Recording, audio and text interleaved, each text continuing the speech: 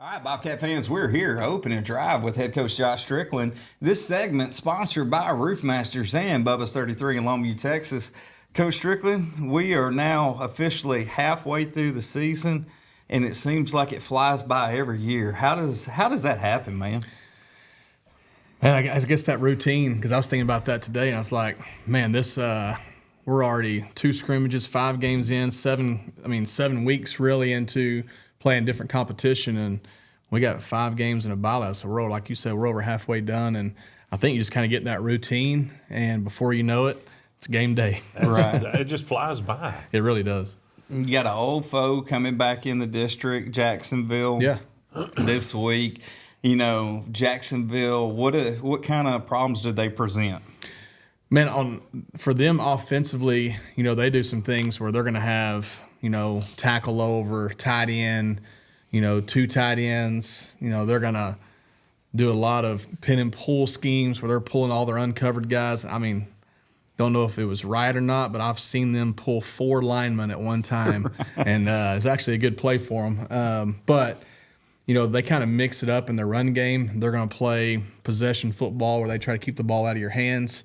And so we have to do a good job defensively of putting them in some second long situations, not letting them be in, second medium, second shorts. Heavy dose of run from Jacksonville. Yeah, heavy dose of run. And, and their running back is pretty good. Their quarterback's pretty good. And so, they can make you hate life if you're not good on first down. That's kind of the key for this week. That's such a flip from back in the day whenever they had the McCown brothers down there. And they throw the ball, and then they've gotten back to the run game. Yeah, Coach Holman, he came over from Tatum, and he's done a good job since he's been there, and he does a great job to use his personnel in the best way that he can.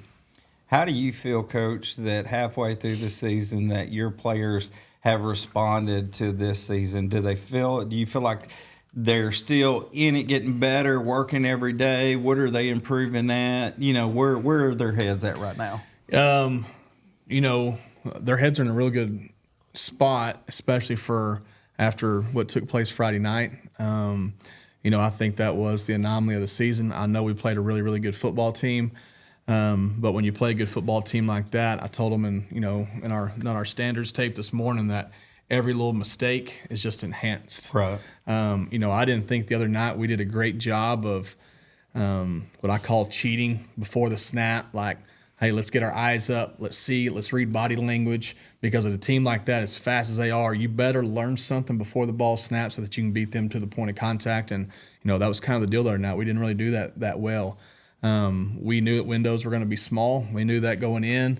And so, quarterback, first start against top 5 team in the state, that's a hard deal. And he's tough as a boot, and I thought he did great, and it'll only slow down for him this week. Well, let's don't get mixed up here. You're talking about 2 running backs for Texas High that's probably we haven't seen all year, and probably won't see the rest of the year. Right. And an offensive line that's been there. Me and Marc was talking about this.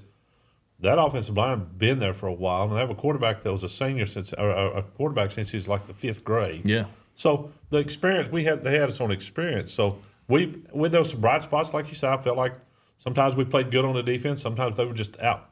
They were getting a big body on a body, right? And there's a couple times on end zone view I saw them standing up, and I didn't even see our guys because they were wide right. bodies, and they were getting on us quick. And that's kind of one of those things, though, that we knew that the margin of error was thin in that game, and we took on the challenge. And I'm not going to say that I thought that we played as hard the whole game as we have been, because I think there's some realization there in the 3rd and 4th quarter. Hey, let's go home. Let's be healthy, right, and let's gear up for this next one. You never want to do that, but every good coach, every good staff, every good player as a team, you're going to figure out, hey, this is what you do. And there's kind of an unwritten rule, like you're getting your butt beat, hand the ball off, and let the clock run. So, yeah. Well, I did see some 30s out there playing his tail end off. Of course, he's playing both ways.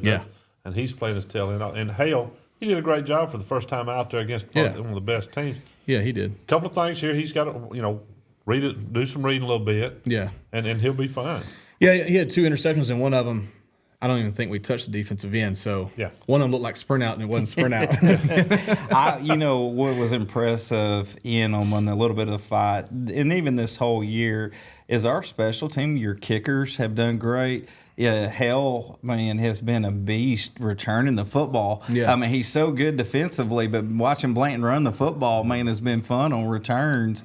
And it's you see other teams are starting to go away from him, so that's a good thing. Yeah, and when they did, I thought Vineyard had a good return.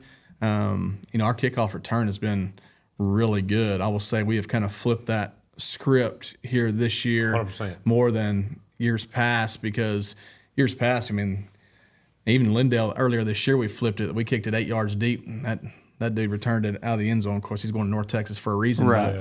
But our kickoff coverage has been good. Unfortunately, we didn't get to do it a lot the other night. We got a lot of practice kickoff return, which we got better at each and every time. So hopefully we don't have that many kickoff returns next week. Well, like what you was talking about, Vinny, when he gets the ball, he has one goal. He's going straight forward. He gets positive yards right there. Yeah.